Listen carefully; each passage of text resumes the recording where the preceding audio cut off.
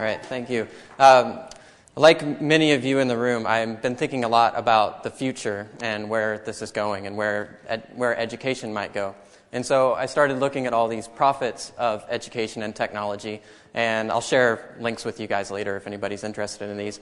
But what I found was that they all agree on one trend, and that is that we're heading toward ubiquitous networks, ubiquitous computing, ubiquitous information at unlimited speed about everything, everywhere, from anywhere, on all kinds of devices. So that's the summary of where the future is going. And what's interesting about that is as we approach ubiquitous information, we are going to have to change the way we approach information itself. And one of the things I've been thinking a lot about is in my classroom, which actually looks a lot like this, except it's about half as big. I have about 400 students. We need to move those students from being knowledgeable, that is knowing a lot of stuff, to being knowledge-able, that is actually able to find, analyze, criticize, and critique, and even create information. And part of that has to be that they have to understand this new mediascape that we're all in. And it's actually floating in the air all around us right now.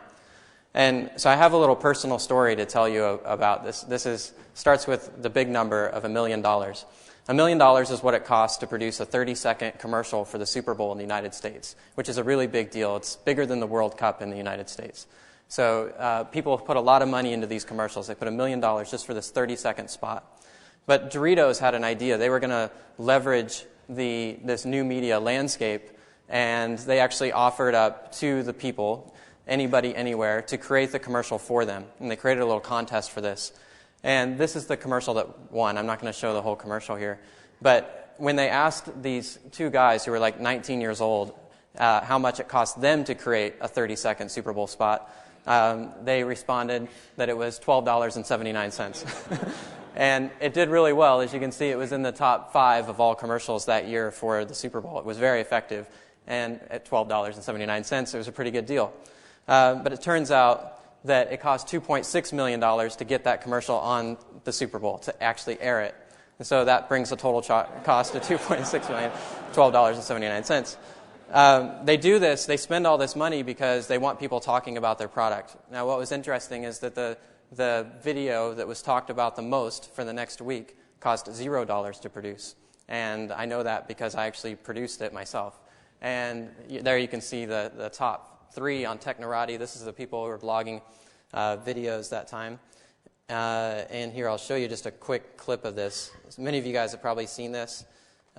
This is the machine is using us. And what it is it's just a quick 5-minute history of the web, from going from writing and then thinking about how this is changing and changing with digital text. So here digital text is different, and I'm going to speed it up here just to show you. Basically, I'm just showing you the evolution of blogs and RSS feeds and tagging and YouTube and Flickr and all these things, and I'm suggesting that this really makes a big difference in the way that we communicate and ultimately not just in information, but in how it links people. And that was the important part to me as an anthropologist. And so at the end of the video, I suggested that we're going to have to rethink a few things, and not just things about information. Obviously, we're going to have to rethink things like copyright and authorship and identity and so on. But we're also going to have to rethink some really fundamental things about our lives, and that includes such things as love, family, and ourselves. So, what's really interesting about this video, though, is not the video itself, but the journey that video went on. Because what's interesting about it is it was created in the basement of this house in the middle of Kansas. And for those of you who are not familiar with the United States, that's like the middle of nowhere. So this is really kind of a big deal. And what's interesting about it is I was actually collaborating with a man in Cote d'Ivoire who was the musician on the project. He had put his music out on the web with a Creative Commons license, which meant that I could use it. So essentially, we were collaborating across time and space.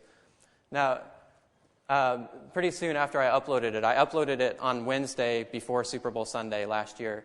And this is on Friday. It had 250 views. And I took the screenshot because I was so excited. As an academic, if more than like 200 people see your stuff, this is a really big deal. So, so I had to take the screenshot. And, if you think about the importance of this, it's not just about, academic reaching a large audience. Think about how hard this would have been to do in 1989. So go back to 1989. Tim Berners-Lee is just setting the framework for what would become the World Wide Web. And there's an interesting story about this. Kevin Kelly was invited into ABC, which is one of the U.S.'s largest television networks. And ABC thought, they had heard about this internet thing. They thought, well, maybe we should bring in a consultant. So they bring in Kevin Kelly, who's kind of a guru of the web.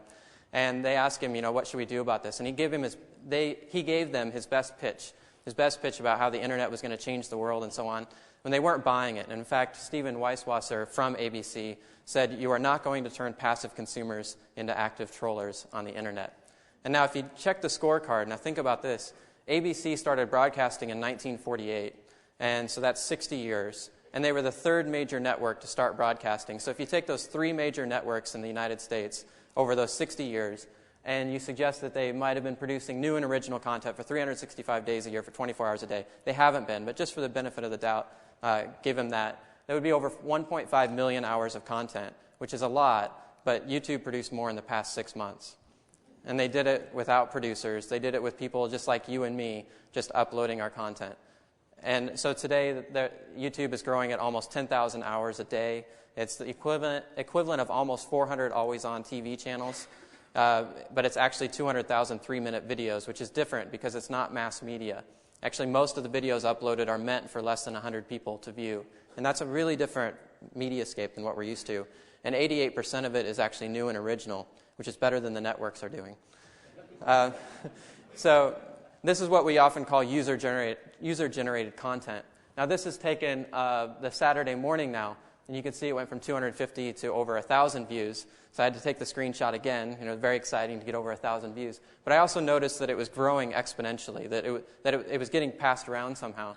And so I started studying how it was traveling around the web. And so very early on, I found this on that Saturday. It had been dug.